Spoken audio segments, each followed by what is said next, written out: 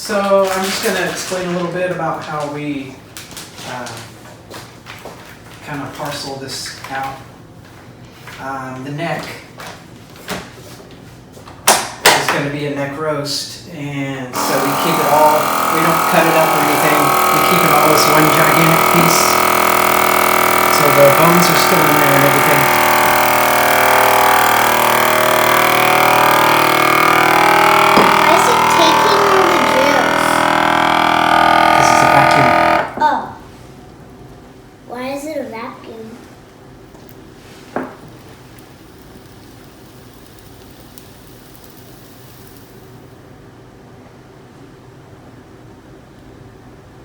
Why is it burning?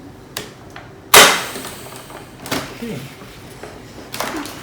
And I mark every package a W for whitetail because we have A for access to 28. I put the date of the kill.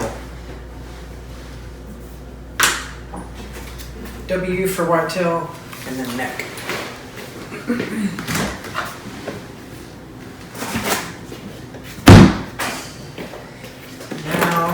The back straps, we have found that for us, our serving size is about 1/3 of this. So I cut it into thirds. Now I leave all the silver skin because it helps protect from freezer burn and it lasts longer that way. That's about 1/3. And that's about 1/3. What's 1/3? Cut into 3 equal parts. Oh. You mean 3 plus 3 will equal 6? We have tried to use butcher paper in the past, and though it is somewhat effective, Dada, what is after about 6 months, it starts to freezer burn.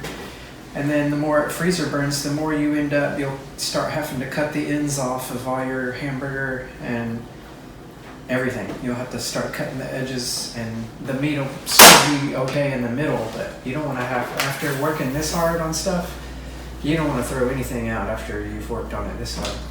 Dada, why does it make that hissing sound like it burns? What does it make It's sucking the air. Oh. Like it's sucking the bag? When I cut it? Is that what you're talking about? I don't know what you're talking about. No, I'm talking about when you close it and then... Yes, it's sucking the air out of the bag and it makes the hissing noise.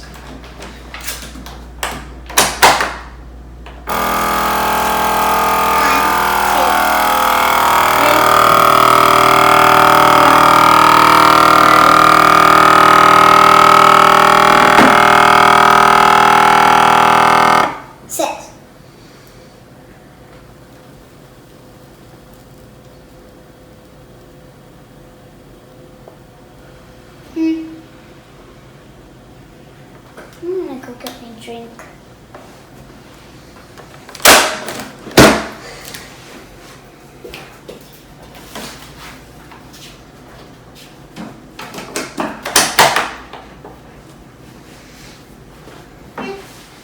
Okay, so right now I am pairing up the tenderloins in it. Since tenderloins are so small, pair them up together to make sure that we have enough for a meal for all of us. But this is 2 tenderloins, so I'm going to package them together.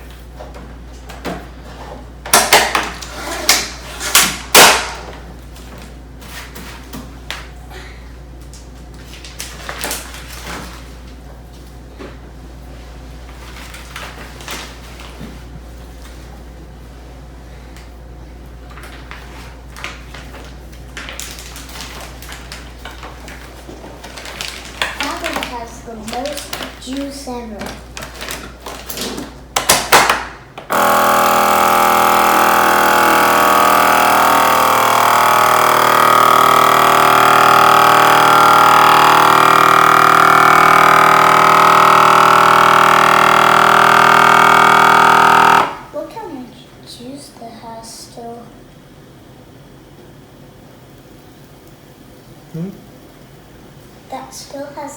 a lot of juice because look at it. Because we kept the meat pretty dry so the blood would stay in.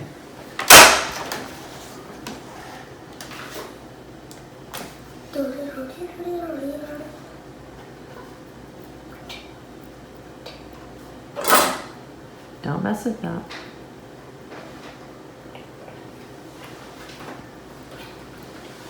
Whitetail tenderloin, $9.28. Into the freezer. Okay, today I'm going to show you a little bit about grinding up meat after you have killed your animal. James, I think in the last video, he's kind of showed you the process of quartering the animal, putting it in the ice chest. Once we remove it, taking off the things that we need to discard and also deboning it. So in this video, I'm kind of starting and getting a head start for James. I got off work early since I'm on call this evening, and so I was able to leave the office a little early and kind of get a jump start.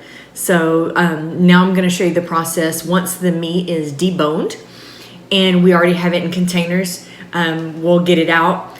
We've also bought some beef fat. Beef fat is what we use in our ground meat, and it seems to work better than pork. So we normally use anywhere from 20 to 50%.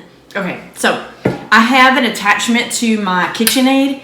We have two different ones. We have the KitchenAid attachment, and then we also have a saw where we can make steaks, and we have an attachment to that as well. So we have a couple different setups and meat grinders. But on this one, I've just got the attachment for the KitchenAid. So what I'm going to do is kind of rotate between the meat and the fat. So I try to get portions enough that'll fit in here. And then I'll rotate normally about 2 pieces of meat to 1 piece of fat. And I kind of proportion it in that way. But like I said, you can do it in any preference that you like. Normally 20 to 50% is what we do. Got it on 2. And here goes our meat.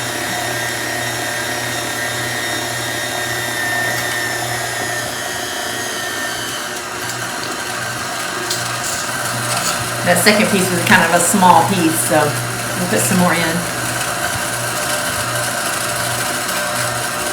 And the more you do this, the better at it you'll get, and you'll decide what consistency you like in yours. So now I have a piece of beef fat, so I'm just going to stick it in here.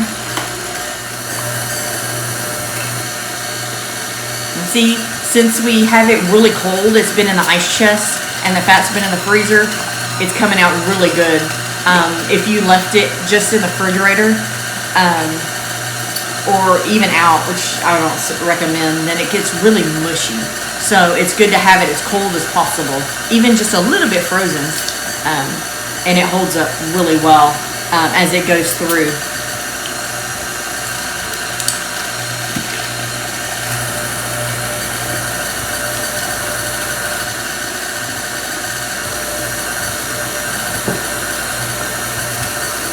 I've got one pan done. I'm starting on another one.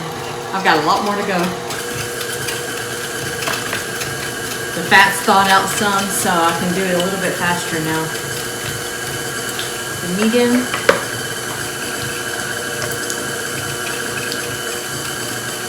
Fat.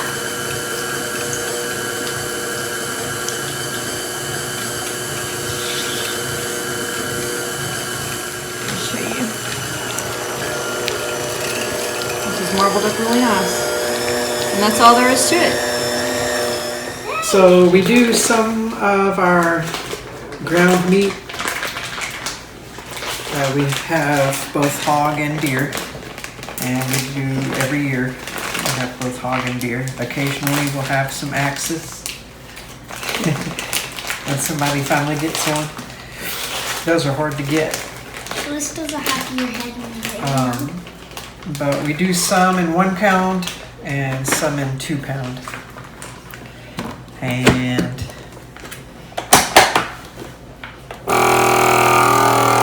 as big as our family is now.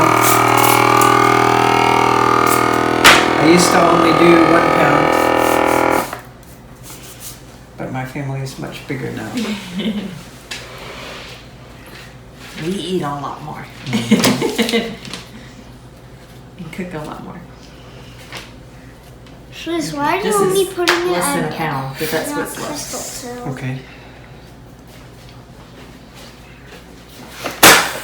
Okay, this is the last 2-pounder of burger. Ow! Whitetail. We put a W. We put a W for whitetail. We put a A for axis and a H for hog. And that's it. The date is probably the most important part. That way you can eat it in the order that you killed it, and that way you don't ever let any go to waste. You said you'd give me. So here's our Here's one more. pig, our Yeah. hog meat. Here's one of the hog. This is the last of the deer. You can see the difference in the colors. All right. That's deer. This is